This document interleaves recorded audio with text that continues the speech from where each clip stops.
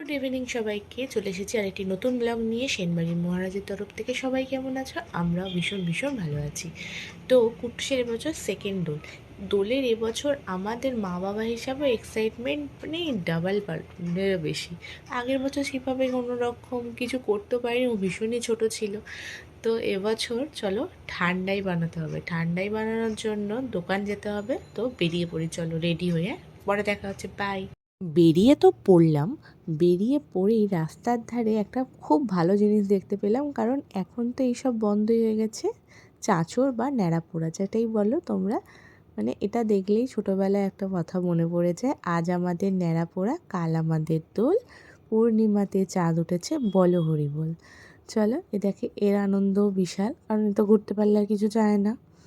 প্রথমেই গিয়ে নিয়ে নিলাম একটা ঠান্ডার বোতল। তো ঠান্ডার বোতলটা তোলা হয়ে গেছে, এবার কিছু ফল কিনতে হবে।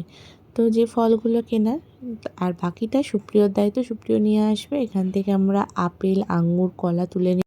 তারপরে রাতে বাড়ি ফিরেই ঠান্ডাইটা মিক্স করে ফ্রিজে স্টোর করে রেখে দিলাম পরের দিনের জন্য। আজকের দিনটা হচ্ছে ফ্রাইডে, আর আজকে হচ্ছে হোলি। তো হোলিতে তোমরা কি কি করো অবশ্যই জানিও। আর আমাদের ডেজটা কিভাবে শুরু হলো, হোলি খেললে ভীষণ পরিমাণে খিদে পায়, তাই খিদে নিবারণের জন্য সকালবেলা উঠেই আগে পেটের জোগাড়টা আমরা কমপ্লিট করে নিচ্ছিলাম। মা আনাজটা কেটে দিচ্ছিল, আর ওইদিকে আমি রান্নাটা কমপ্লিট করছিলাম। আর এটার যে অসাধারণ স্বাদ হয়েছিল কি বলবো। তার আগে কুট্টুস যেহেতু পার্কে গিয়ে সেভাবে খেলতে পারবে না, ওর জন্য বাড়িতেই অ্যারেঞ্জ করে দিয়েছিলাম। ভীষণ মজা করেও আবির ঘেটেছে, ফিচকিরি নিয়ে খেলেছে, ভীষণ হ্যাপিও। এমনি এমনি এমনি কই রে, একটু বন্দুকটা দেখি, বন্দুকটা তোমার কই? বন্দুকটা কই? বন্দুকটা দিয়ে গুলি মেরে দাও।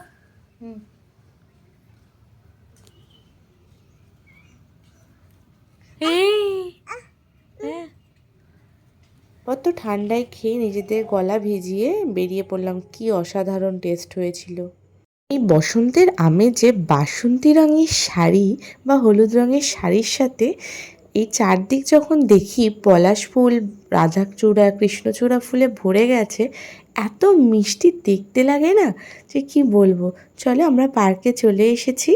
তো এসেই আন্টিরা তো নিজেদের মধ্যে রং মাখছে, তার সঙ্গে কুট্টুসকেও একটু মাখিয়ে দিল। তো এবার চারদিকে আমরা রং মাখবো। আর চারদিকে খুব সুন্দর প্রোগ্রাম চলছিল জানো তো, মানে এত সুন্দর সাংস্কৃতিক অনুষ্ঠান হচ্ছিল, মনটা ভরে যাচ্ছিল। কিন্তু আমরা বেশিক্ষণ থাকতে পারিনি। এমন একটা টাইমে গেছি কুট্টুসের ঘুম এসে গেছে। তো ওকেও তাড়াতাড়ি করে ঘুম পাড়াবো বলে বাড়ি চলে এলাম। আর বাড়ি এসে ওকে আগে ভালো করে ক্লিন আপ করে দিলাম। চারদিকে ওরও আবির লেগে গিয়েছিল। তো ও ঘুমাচ্ছে, ওকে আমি পরিষ্কারটা করে দিয়ে এবার যাব স্নান করে পরিষ্কার নিজে হতে। বিকালে আমাদের এখানে একটা পিকনিক ছিল। তো পিকনিকটাও তো বেশ ভালোই হলো, বেশ মজা হলো সেদিনকে। আজকে পিকনিক আছে। কি আছে কুট্টুস? কোথায় যাবো আমরা? ওইদিকে যাব। কি আছে আজকে আমাদের? পিকনিক। হ্যাঁ চলো। দেখতেই পাচ্ছ পিকনিকের অ্যারেঞ্জমেন্ট একদম জোর কদমে চলছে। মা আন্টিরা সবাই মিলে দুর্দান্ত খাবার দাবার রেডি করছে। এদিকে আন্টিদের বাড়িটা গাছে গাছে একদম ভরে গেছে, আর অসাধারণ দেখতে লাগছিল। রান্না বান্না হয়ে গেছে, কুট্টুসকেও রাত্রিবেলা খাইয়ে নিয়ে চলে এসেছি নিজেদের পেট পুজো করতে। এখানে সবাই খেতে বসে গেছে। চলো পিকনিক মোটামুটি শেষের পথে। তোমাদের আজকের ব্লগটা কেমন লাগলো অবশ্যই জানিও। ভালো লাগলে একটা লাইক, শেয়ার, সাবস্ক্রাইব করে দিয়ে দাও।